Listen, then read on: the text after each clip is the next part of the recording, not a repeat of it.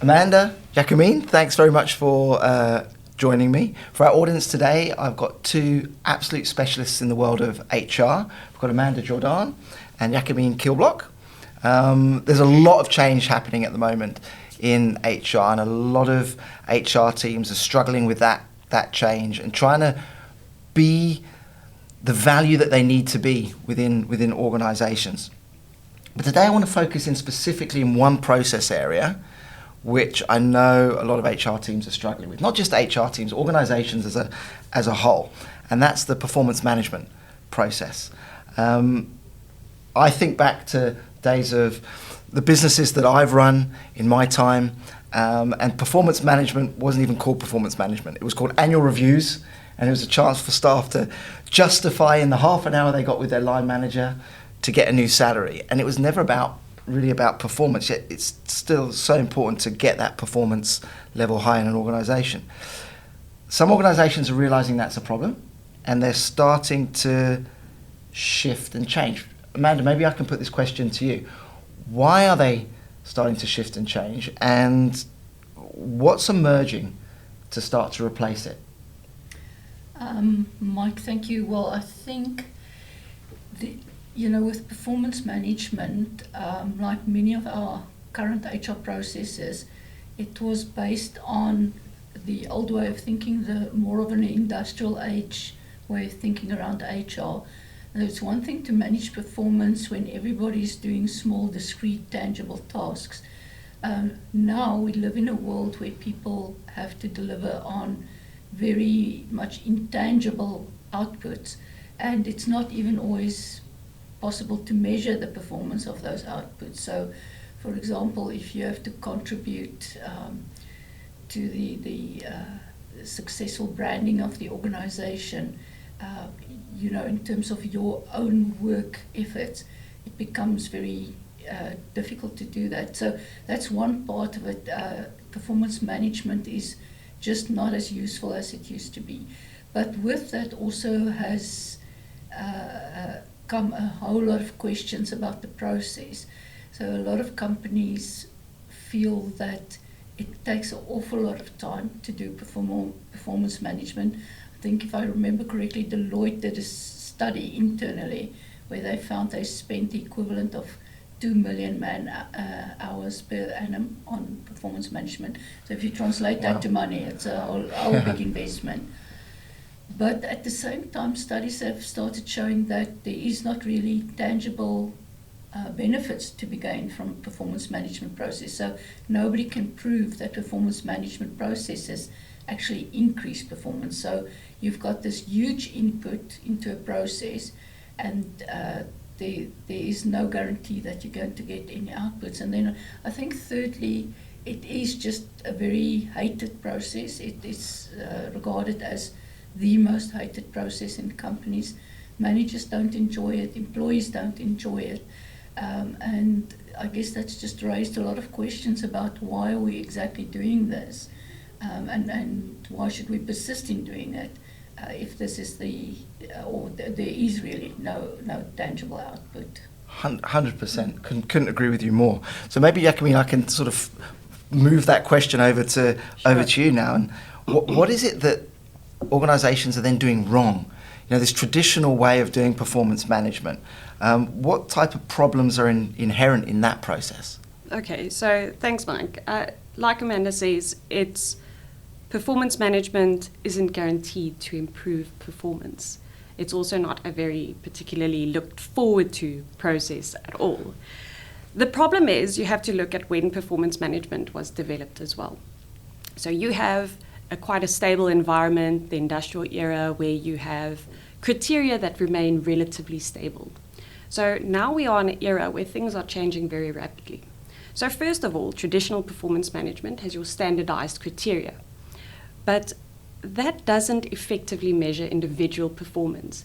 And also things change. What may be relevant in the beginning of this year, criteria and goals, may not be relevant anymore by the end of the year as the environment and demands change. Then also the infrequency of feedback.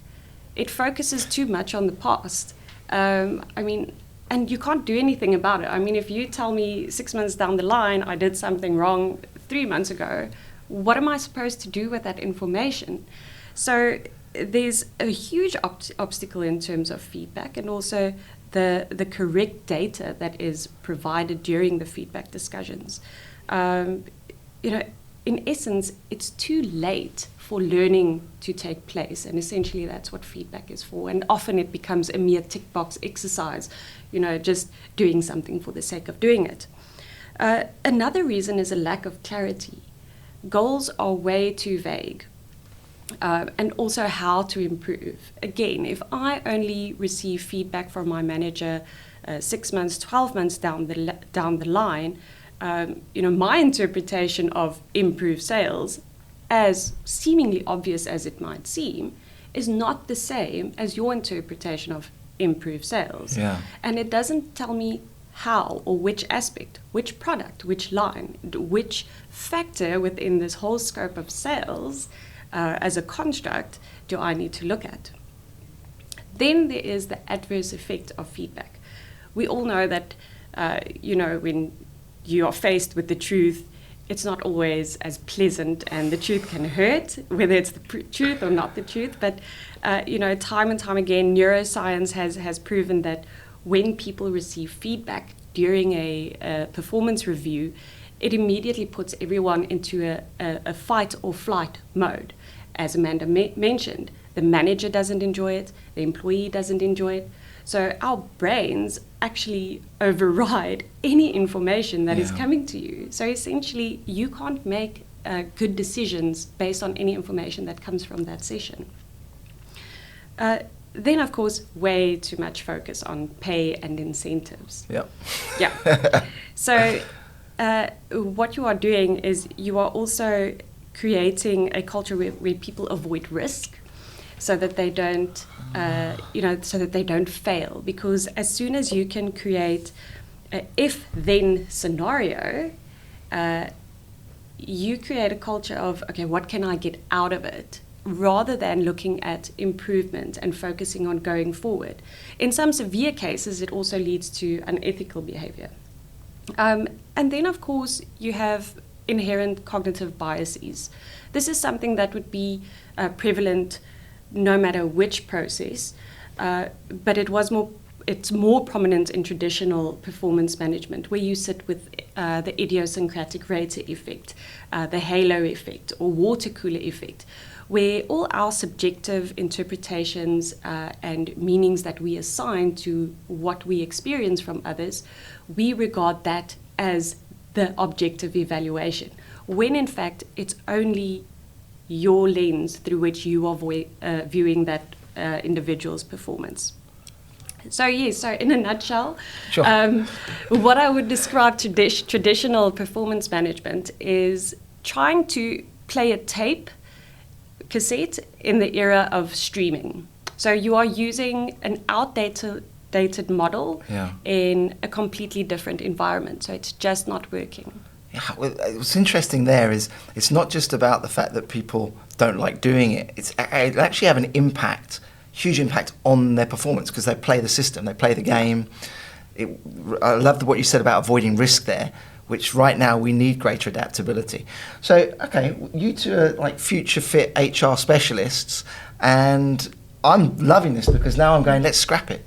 If it's something that is causing so many issues, why don't we just ditch it?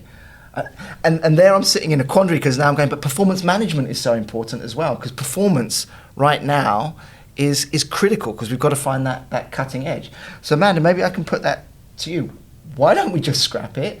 But if you say to me, no, we need to keep it, but we need to shift, how do we then make it more performance orientated so that we can actually get the value from the organizations? Because right now it seems like it's a hindrance rather than actual something that's adding value. Yeah, Mike, I think one of the reasons why we don't just scrap it, and I really believe it is important to have a component of performance management in the organization, is that we as human beings are nearly pre-programmed to performance. And why I say that is, if you think about human beings, we are always striving for more. Whether it's just a smarter car or a bigger house or a higher degree, we've got this striving in us. This is what's led us to discover the Americas and the moon and move into outer space. So in organizations as well, people do have an innate requirement or desire really to keep on moving forward, to improving themselves, etc. Now, what the performance management process should be doing is ideally take that kind of natural energy inherent in all employees and muster it for the benefit of the organization. Because, truth be told, more than any time in the history, the performance of the organization is now really important. So what companies are starting to do, and I must just be clear about it, there is no one best practice yet that has been agreed. Okay. It's one of those fields where we're seeing emerging best practice, which means invariably that there are different ways of doing this, and companies are trying different ways, they're experimenting, they're trying to find the best way to do it. And so one of the big things we've seen is companies are starting to increase the frequency of the discussion, for example, because exactly as Jacomine was saying, if you give me feedback at the end of the year, it starts losing its value. Whereas if we have a continuous discussion where we can clarify what you expect from me, I can share my plans with you, you can give me feedback on what I've been doing, that starts becoming a much more useful conversation than the end of the year historical feedback scenario. The focus of the conversation is also different. It's no longer about, nearly giving you the third degree and criticizing what you've been doing. It's literally an attempt to build trust, and so the conversation is all around what can we do together, how can I as the manager support you, and how do we plan and overcome obstacles, what can I coach you in. And the third thing that organizations are experimenting with is actually removing the process of ratings completely from performance management. So ratings are obviously very important if your primary reason for running a performance management process is to get to a salary increase percentage. But when you move the focus to making the purpose all around improving performance, then that rating is no longer that important. Now, I don't know how I feel about that personally. I do think as human beings we like ratings, we like seeing how we're performing in comparison to each other. So for that reason alone, it might just be a good thing to give people a sense of how they're doing. So some companies have completely removed that, and it's much more just about that frequent conversation between the manager and the employee, and getting the employee using that input to improve their performance and achieve their goals. Sure. So there's some quite big shifts there, both from the employee and the manager or leader's perspective.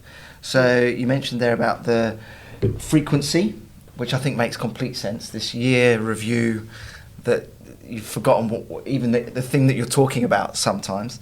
So that gives clarity, it gives a chance for the employee to sort of make that change quickly.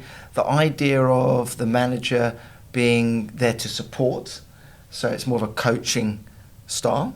And then finally, this removal of review ratings. I love that personally, but I can see the issues with some things, and I think you'd be split 50-50 with staff probably as to who would want it and who wouldn't want it. I think particularly those that feel they've been misjudged in the past would probably want to get rid of it. Jacomine, why do you think some of these new performance management processes would help improve the organisations? Things like OKRs and stuff like that. Oh yes, I mean, like Amanda said, companies are experimenting with different ways, and one way would be getting more frequent feedback. One example is using OKRs. Now, that is a particular goal-setting framework, but even if I've seen in the past, even if you adapt the process to suit and align with your company culture, you can have some great rewards and a more meaningful, let's call it, performance management process. So what it does is, by looking at where your organization wants to go, the vision and the strategy, and even on a team or individual level, first being clear on what is the way forward, and then breaking that goal down into more manageable, shorter term objectives, and then focusing on the key results. So what it allows it for much more greater focus. It aligns with the larger strategy and vision, because OKRs are in fact a team effort. It's not set by the manager, it is collaboratively set by the team or the individual. You have far greater commitment, as well as a cadence of accountability. Here you are focusing on the goals as opposed to the individual. So you are in effect measuring what needs to be measured, and you have a much more clearer sense of what performance means. I have seen it time and again when setting objectives and key results. It might be the simplest thing to do, but it's also the hardest thing to do. So it allows people to reflect on their goals, and the process of OKRs demands reflection. At the end of the quarter or at the end of the month, whichever time frame suits you, you have a weekly catch-up where you decide what is the plan and the progress or any obstacles you need to overcome. And at the end of that cycle, you reflect not only on your achievements or failures, but also on how to improve the process itself. And that to me is a great benefit of using something like OKRs. It doesn't even have to be in the pure theoretical way that you would read it, but adjusted and adapted. And it also gives that manager a little bit more breathing space in knowing that not he alone is not accountable for the team's performance, and it gives that team much more commitment and motivation in driving towards those goals, because seeing your progress, making it visual and transparent throughout the organization gives you something to work for, and just a little bit more, okay, I can strive forward, exactly what Amanda has said before. So yes, different elements. I think that's an entire podcast on its own. But just to say that it does help companies shift and adapt towards their culture, their focus, and achieving the goals, and that is another benefit, which they update as you go along. If you all of a sudden see a goal that I set 3 months ago is no longer relevant in the context of where I find myself as a company, you can either scrap that goal or adjust it so that it fits your particular environment at that point. Wow. There's a whole bunch of things going on in my head at the moment in terms of not just putting this new process out, but the mindset change that needs to take place within organizations. I'm thinking this is a lot more work. We've got to get people on board, but I can also hear the benefits. So for those organizations that want to try and move in this direction, we know they need to, because what they're doing isn't working. Amanda, where would they start? Mike, whenever an organisation approaches me to assist them with reviewing their performance management process, I ask them to start with why. And I think the most important reflection for an organisation is, why do we want a performance management process? Because depending on how you answer that, it will influence the design of what your future process should look like. So, for example, if you're honest enough to say we wanted for salary increases and that alone, then we could foreseeably design a really short and succinct process that makes much less demand on the resources of the organization. If your focus is on improving performance, then we need to consider which are the factors that constitute performance in your organization, and then how do we address those different factors in a process. So I think, if I can summarize it, the most important thing is to say, or to start with why. And then, of course, just back to the point that I made earlier, there is no best practice yet. So whatever you do, don't just take one of the examples out there. So for example, Deloitte did quite a revolutionary change of their performance management process. It works for them, but it won't necessarily work for you. So don't just adopt something that's out there. You have to go through the thought process and decide what will work for your organization. Yeah, I think that's a really good point. Everything is different, and we've gone through a period where everyone's looking for the best of breed, and let's copy it and roll that out. What's Google doing? Let's follow them. But we are in this emerging space, and you alluded to that right at the very beginning. There is no defined right or wrong way, not just for performance management, but for a lot of stuff we're doing in organizations now. The way we structure them, the org design, people are finding their way. So I think it's important just to reiterate what you said there in terms of you need to be learning about these stuff as well. You need to be seeing what other people are doing, but that doesn't mean copy them. Okay? Ask that why question. I love the 5 why question.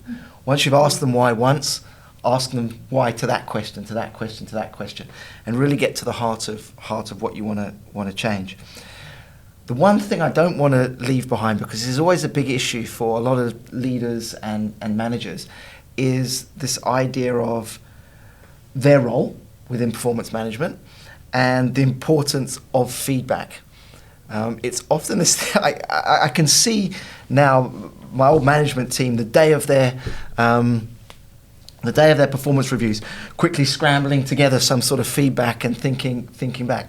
If this feedback, and I'm going to put this question to you, Jacomine, if this feedback is ongoing, what does the leader need to do? Do they need to change their mindset? How important is this feedback that they give, and how can they get better at doing that?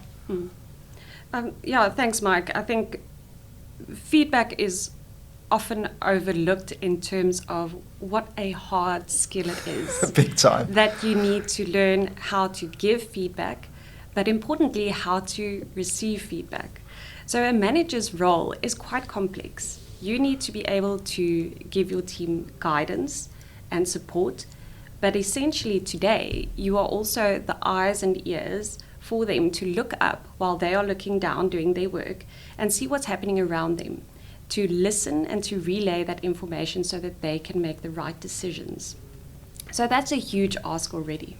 Now on top of that, you need to set the example by how do you receive as well as give feedback and making time for it. So we've talked about feedback being too late for learning to happen in traditional performance review. So managers need to learn that confidence in being to give in order to give real-time feedback on the spot after a presentation or a project.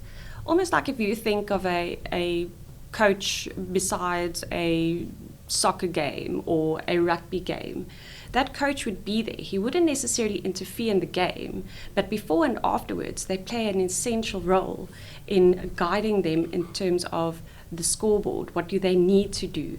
What are the rest of the players doing in order to achieve that win or that goal? So receiving feedback is one thing that I particularly think needs more attention, and there the manager needs to set the example and ask more feedback. Amanda, you mentioned about ratings, for example, and because people want to know where they stand.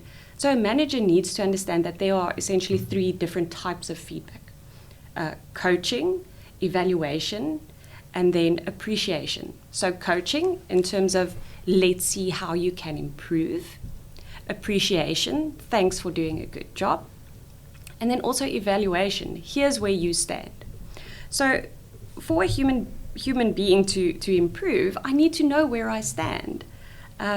It's also this primitive need to belong and the need to be liked. But on the other hand, I also don't want to hear something that is contrary to my identity. So you create this sort of dilemma. It's something that I often experience when I step on the scale, for example. I mean, I know what it's telling me is the truth, but I really don't like what I'm seeing. And I know I have to do something about it, and it's a hard pill to swallow. And that's oftentimes how you experience it.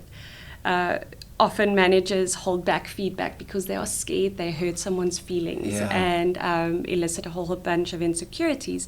But what they are doing is they are depriving that person of an opportunity to learn. It's so important for us to know how we can improve, but also to understand that when we do receive feedback and we sort of feel this feeling of resistance or anger, whatever it may be, that we all have emotional triggers, whether it be that I don't like what I'm hearing, or I don't like the person that it's coming from, or I all of a sudden have a big crisis in that the feedback that I'm hearing makes me insecure and I feel threatened. So we need to work with that. Just to summarize then, a manager's role is to guide, support, create context, but also then to focus on giving feedback, receiving feedback, and talking about feedback, the feedback conversation itself with their team. Jacomine, that's great. I love in particular the rugby story there, because that's a very different scenario to an organisation. So if a rugby coach is giving feedback, they will do those three things. They'll coach, they'll evaluate the performance, and they'll give appreciation. But it's done with an agreed purpose in mind. That's very, very clear from the outset. We want to win the game. So it comes back to what you said, Amanda, about understanding that why. Why are we sitting down having this performance review? And even further than that, what is the purpose of the organisation? Why are we doing this together in order to improve performance, to get the organisation to where it needs to be? The interesting thing for me is the mindset change as well, and you spoke to that in terms of adaptability, Jacomine. So there seems to be some work that needs to be done in terms of mindset that's at a deeper level to just putting in a new process as well that's across the organisation. So I think when businesses and institutions change to keep up with what they need to do with regards of the performance of their teams, I think they have to bear both of those things in mind. I'm going to stop us there because I know we could keep chatting, but people don't want to listen for an hour, so we need to keep it short and sweet. Thank you to both of you. That was amazing. I certainly learned a lot. And for those that really enjoyed this conversation, feel free to send us some questions, write in the comments, drop us an email, or if you want some help, just give Amanda, Jacomine, GrayFeather a call. It's what the company does, so they can certainly help you to get in the right footing and to get cracking with that. Ladies, thank you very much. Thank you, Mike. Thank you, Mike.